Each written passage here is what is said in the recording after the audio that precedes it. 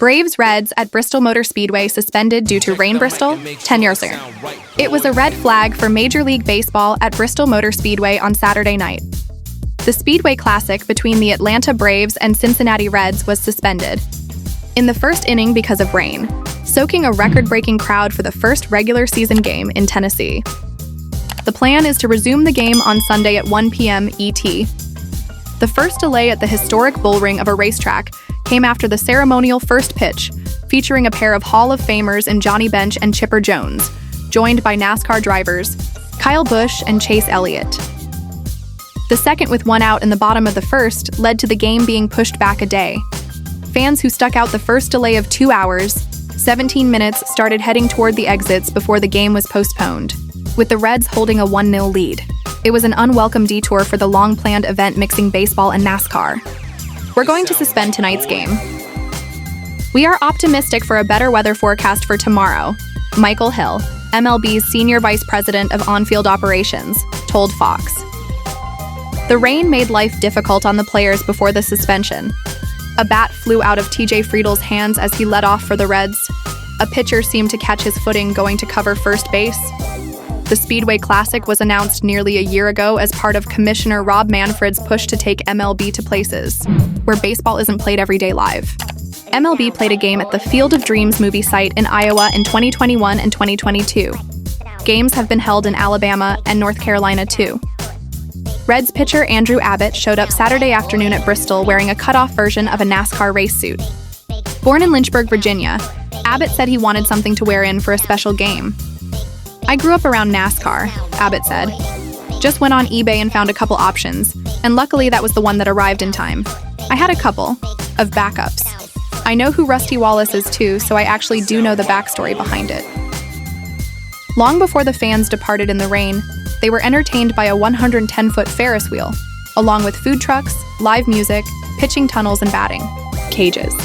Fans also had a chance for photos with the Commissioner's Trophy and Clydesdales outside the historic racetrack. Inside, star Tim McGraw performed and was joined by Pitbull. Before the weather moved over the area, players stood in the back of pickup trucks with their numbers emblazoned on the side and rode around the half-mile racetrack. Some used their phones to document the moment. For introductions, the Braves and Reds walked between a pair of cars decked out in Atlanta and Cincinnati colors. Then the tarp came out as rain that had been falling around Bristol much of Saturday turned heavy and delayed the start. The first delay led to the Braves switching starting pitchers.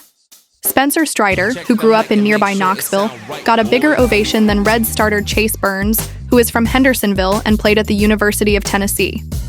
The Reds stuck with Burns despite the delay. Strider warmed up.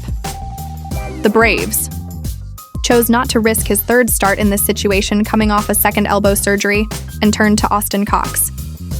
The rain stopped long enough to take off the tarp and start the game. Michael Waltrip, who raced plenty at Bristol, restarted the festivities by quoting his brother Daryl, "Boogity, boogity, boogity.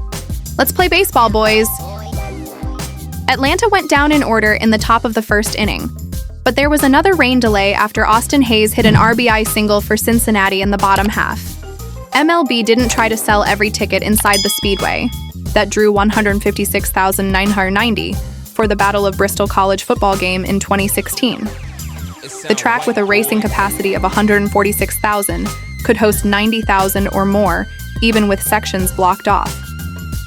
Officials announced Monday that more than 85,000 tickets had been sold, topping the previous paid attendance of 84,587 set September 12, 1954, when Cleveland Stadium hosted the New York Yankees. A batter has to clear 400 feet to hit anything out of center field, 375 in the alleys, and 330 down each baseline. Pulling a ball down the line raises the prospect of a ball bouncing off the racetrack beyond the outfield wall. Honestly, my first thought, I can't believe they did all this for one game, Braves first baseman Matt Olson said of his first visit to Bristol.